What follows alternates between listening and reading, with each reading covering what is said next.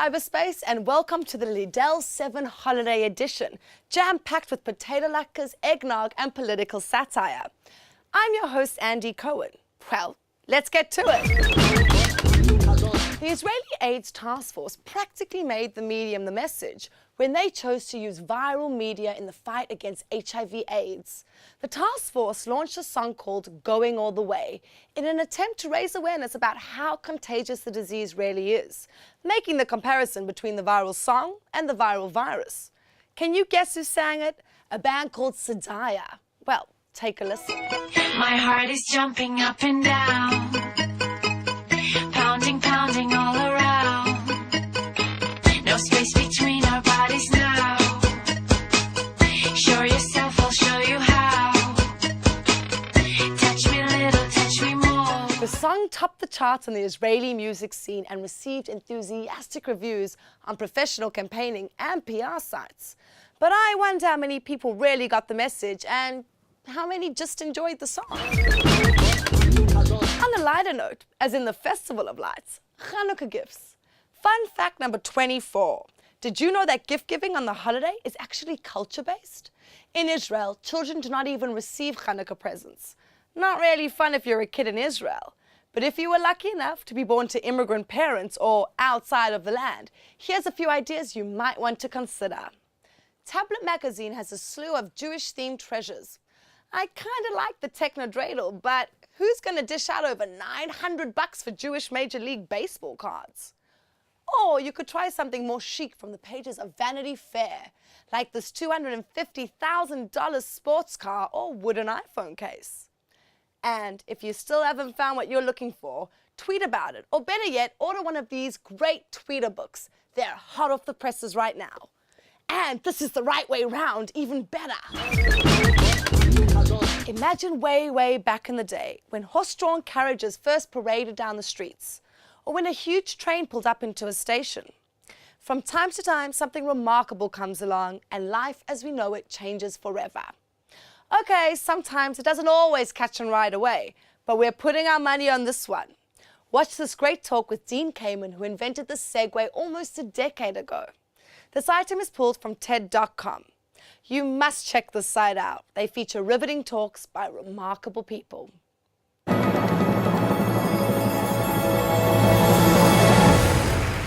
As you pointed out, every time you come here, you learn something. This morning, the world's experts from, I guess, 3 or 4 different companies on building seats, I think concluded that ultimately the solution is people shouldn't sit down. I could have told them that. The big idea here is, I think, a new piece of a solution to a fairly big problem in transportation. From time to time, we run across something which really makes you wonder if humanity is evolving at all. Like, really, guys, I thought we decided that we would stop with these Jews are ruling the world allegations after World War II. Or are we in the midst of an anti-Semitic retro period?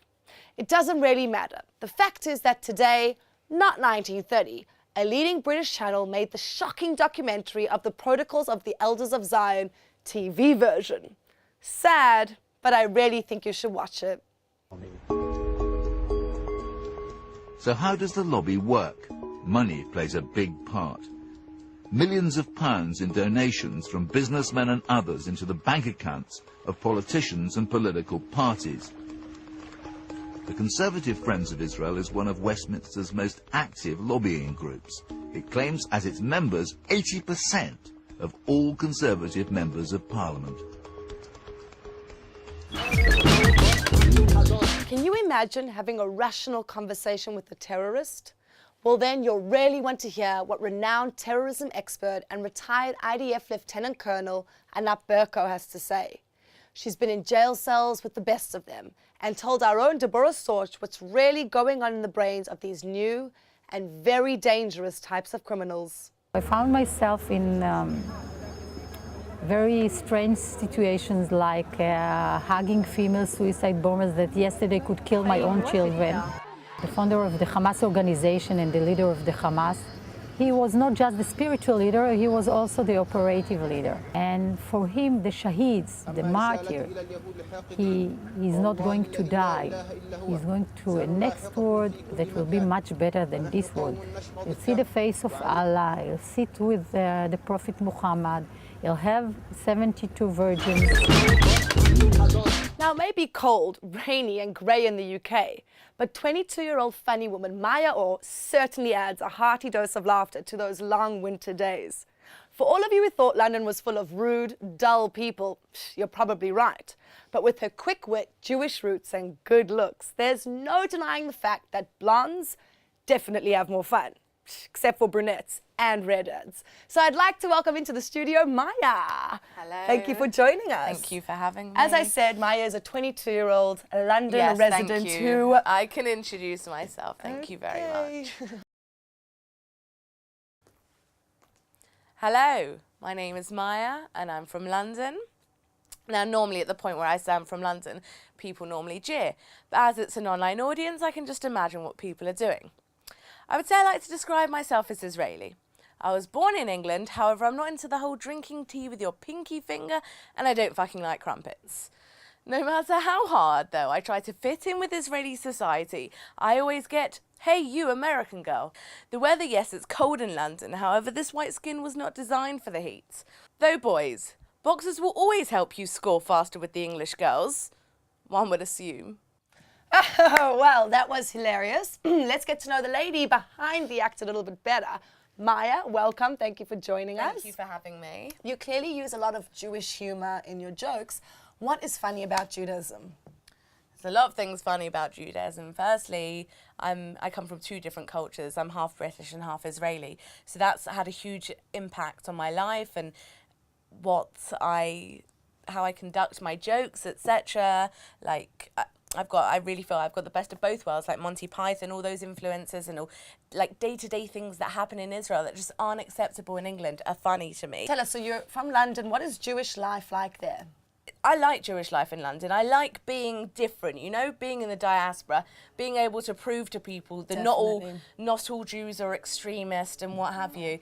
So I enjoy living in the diaspora and being a Jew in London. Fantastic. Well, you are a ray of sunshine, so it's definitely working for you. And thank you so much for joining us today. Thank you for having me. It's been a pleasure. It's been great. Fantastic. Maya Saban has been fine-tuning her exquisite vocal cords from the age of 7. After establishing herself in the Berlin music scene, she sought to connect her musical world with her strong Jewish roots. Enter Walera Goodman, a non-Jewish Russian bandleader turned DJ, who put his beats to Maya's lyrics, creating the distinctive Jewdyssee sound. This is Yiddish rock, and man, I never could imagine that Yiddish rock could sound so damn good.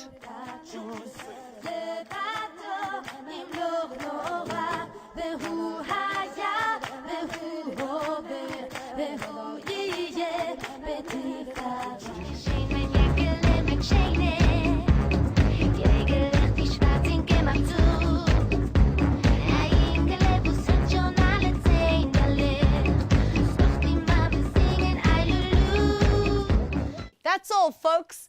What do you want me to send you for the holidays this year? Shoot me an email at 7@leadel.net and you might just get what you wish for. That is, if you were naughty, not nice. Ciao for now, guys.